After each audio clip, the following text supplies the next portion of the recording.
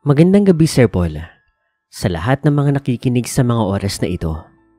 Ako si Elisa, 40 taong gulang sa kasalukuyan at mula sa isang liblib at maliit na baryo sa probinsya ng Capiz.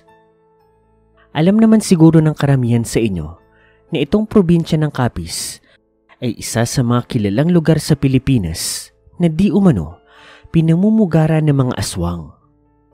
Hindi na tuloy nakapagtataka kung bakit kahit pa maraming magagandang tanawin dito, ay iilan lang ang nagdedesisyon na magbakasyon dito. Noon, bata pa lang ako, kalat na po ang ganyang usapin dito sa aming baryo. Mga usap-usapan tungkol sa mga kampo ng kadiliman, partikular, ang mga aswang. Simple lang ang pamumuhay ng mga residente rito. Payapa po ang lugar. Gaya ng karaniwang naririnig nyo sa mga taga-probinsya at naninirahan sa mga liblib na baryo. Tanging pagtatanim o di naman kaya pangingisda lamang ang hanap buhay ng mga tao.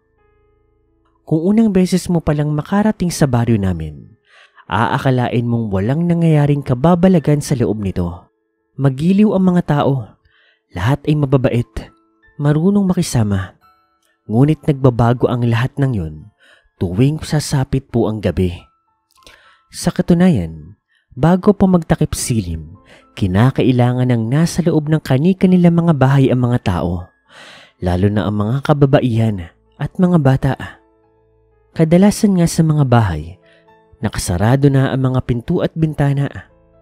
Kapag 12:00 na po ng hating gabi, ay doon na aalingaw-ngaw sa paligid ng hiyaw ng mga hayop na nilalantakan ng mga aswang ngayong wala silang taong mabiktima sa aming baryo. Ilang oras ang itinatagal ng mga ingay na dinidulot nun, kasunod ng mga kalabog mula sa pinto o bintana ng mga bahay na sinusubukan nilang pasukin. Pero sa kabutihang palad ay paulit-ulit din silang nabibigo. Hanggang sa sumapit ang umaga, gigising ang mga residente ng aming baryo na parabang walang nangyari. Ang lahat ay kikilos ng ayon sa gawain na kailangan gampanan o kaya naman ay mga nakasanayan. Mula maliit pa lang ako, ay ganoon na ang naging sistema ng pamumuhay ng aming baryo. Pero dumating sa puntong nagbago ang lahat. Hindi sa ikububuti ng aming sitwasyon at sa halip, mas naging delikado pa ang aming kalagayan. Noong nagdalaga na kasi ako, nagkaroon ng mga mas nakakatakot at misteryosong paraan ng mga aswang para makapambiktima ng mga tao. Noong una ay hindi ko pa alam kung ano yun. Sa unang dinig kasi ay parang ugong lang ang maririnig sa paligid tuwing sasapit ang gabi. Hindi ko pa yun pinapansin ng mga pagkakataong iyon dahil masyado pa rin ako nasanay sa mga kababalagang nangyayari sa aming baryo. Pero kalaunan ay may kumalat na bali-balita sa aming baryo. Dahil sa may pagkamausisa rin ako ng mga panahon na iyon, hindi ko maiwasang makinig sa usapan ng mga kalapit na bahay namin. Doon ko nalaman na hindi pala maganda ang epekto ng ugong na iyon.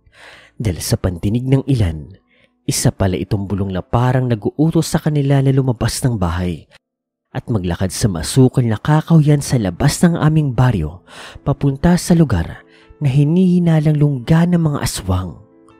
Ayon sa isang nakasaksi na mga naging biktima ng bulong na iyon, mahimbing lang daw na natutulog ang kanilang mga kasama.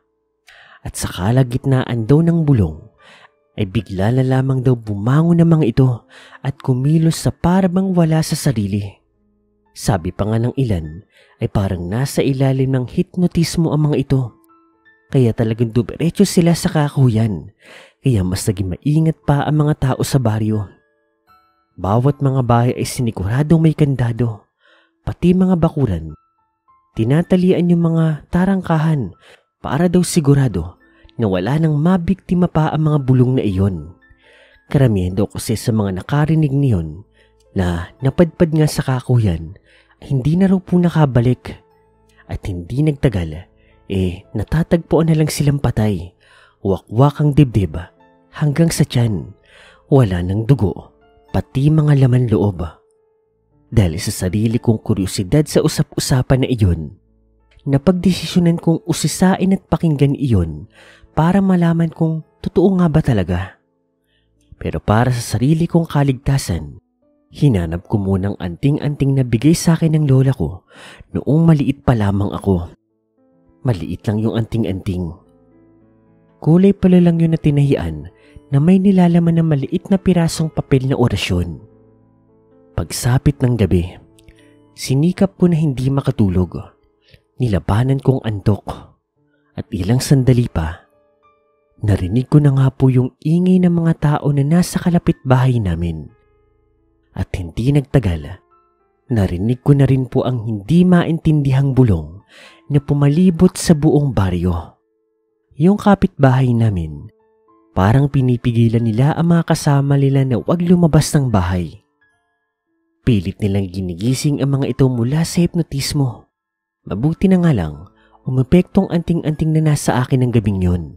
Kung hindi, ay baka isa ako sa mga nabiktima ng ganoong insidente. Hindi naman nagtagal, tumahimik na rin ang paligid. At pagkatapos nun, nakatulog na rin ako. Kinabukasan, naging palaisipan para sa akin kung ano nga ba ang mensahe sa likod ng mga bulong na iyon. Bigla naman pumasok sa isip ko si Ginoong Leandro. Hindi niya tunay na pangalan. Isang sikat na binatang albularyo na noong mga panahon na iyon. Eksperto pagdating sa mga mahika at orasyon. Kaya naisip ko na maaaring siya ang makatulong sa akin. Nagpunta ako sa kanyang kubo. Kumatok ako at kaagad ay pinagbuksan niya rin ako. Isinangguni ko naman sa kanya ang mga narinig ko noong gabi. Ang totoo niyan, matagal ko na nga inoobserbahan ng tungkol dyan sa mga bulong na sinasabi mo. Medyo matagal na rin mula noong inumpisahan kong pag-aralan at siyasatin ng maigi ang bawat salita mula roon. Ano po bang ibig sabihin at mensahe ng bulong na yon? Bakit ang daming parang nahi-hipnotismo? Isa yung orasyon ng pang-akit. Nasa wikang Latin yon kaya hindi maintindihan ng karamihan sa atin. Pero siguradong panibagong taktika na naman niya ng mga aswang para makapambiktima. Ano pong dapat gawin para wala na pong mabiktima sa atin? Ang totoo niyan, sa ngayon ay pinag-aaralan ko pa rin kung ano ang tamang pangontra laban doon. Kaya wala pa tayong magagawa kundi ang magdoble ingat at hanggat maaari, huwag pakinggan ang bulong na yon. Nagpresenta naman ako na kung pwede, tutulong ako sa kanya para mabilis makagawa ng solusyon. Pumayag naman siya at nagbili na huwag akong gagawa ng anumang hakbang nang hindi ako nagpapaalam sa kanya. Nag-umpisa kami magsaliksik ng iba't ibang libro na naglalaman ng mga orasyon na pangontra. Pero napakahirap pong makahanap. Sabi ni Ginoong Leandro, noon lang daw gumamit ang mga aswang ng ganung paraan, kaya magiging mahirap daw talaga ang prosesong labanan nito.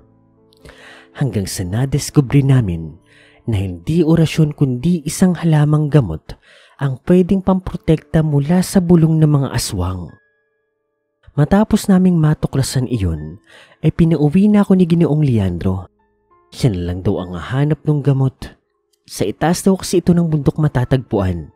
Ilang kilometro ang layo mula sa kinatitirikan ng aming baryo. Nawala po si Mang Leandro. At sa mga gabing wala siya, ay lumakas pa ang bulong na galing sa mga aswang. Yung tipong lahat ay gusto na talaga nitong biktimahin. May mga nabiktima, ngunit marami rin po ang nag-ingat. At makalipas ang ilang mga araw, bumalik na rin po si Ginoong Leandro. Natuwa ang lahat at nakahinga na rin ako ng maluwag. Lalo pa nang ibalita niya na nagtagumpay daw siya. Tumulong naman ako para makagawa ng proteksyon. Itinuro niya sa akin kung papaano, kung anong dapat gawin, at maghapon namin pinagtulungan na gawin ng pangontra na iyon. Nakagawa kami ng maraming botelya at binigyan ko po ang mga kabaryo ko. Bawat isang tao may ganoon. Ikwintas lamang daw ito at hindi na maaapektuhan ng mga bulong ng aswang. At kinagabihan nga noon, sa pagsapit po ng kadiliman ay muli na namang umatake ang mga aswang. Ngunit wala po itong naging epekto sa mga tao. Sa pagkakataon na iyon Naganda na po ang taong baryo na gumanti. Pagkarinig nila ng mga bulong ay siyang labasan po nila. At sa labas po, kitang-kita naming lahat na may mga aswang na nag-aabang lang po. Ngunit lamang na lamang ang bilang po ng mga tao. Pinagtulungan po nilang patayin ang 4 na aswang. Ang galing kasi kung pakikinggan mo ang bulong, akala mo nasa 15 sila o nasa 20, pero 4 lang. Agad-agad po, napatay po ng taong baryo ang mga aswang. Napaka-epektibo ng ginawang pangontra ng albularyo. Dahil kung hindi doon, malamang sa malamang, mas marami pang mabibiktima ng bulong ng mga aswang sa aming liblib na baryo. Hanggang dito na lamang po, Sir Paul. Maikli lang to pero sana nagustuhan pa rin ninyo.